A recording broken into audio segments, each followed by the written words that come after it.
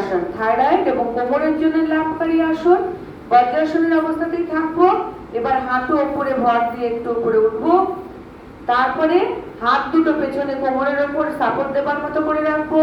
এক বললে মাথা ও ঘাড় একসাথে পেছনের দিকে ঝুঁকে যাবে, দুয়ে সোজা। এইভাবে কাউন্টের সাথে করব। প্রস্তুত?